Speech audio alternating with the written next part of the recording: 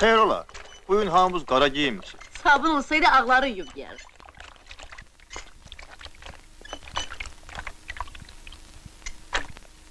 Geç, yemek stolun üstündedir.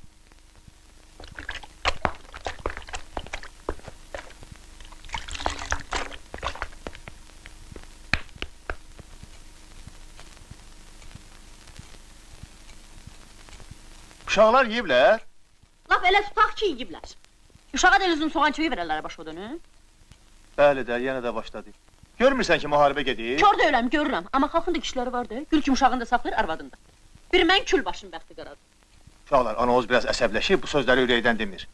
Olmayaydı burada uşaqlar, gör necə boşaldardım ürək. Mənə döyür, istəmirəm, apar!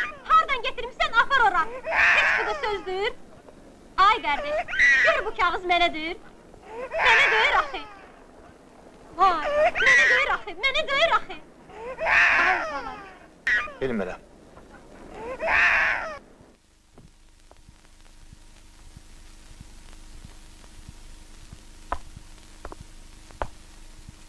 Mərhaba, xoşuma gəldin. Anaya kömək eləmək lazımdır. Nə yiyirsən belə? Mıh, ləzzət! Tullo yana, qarın ağrısına düşərsən.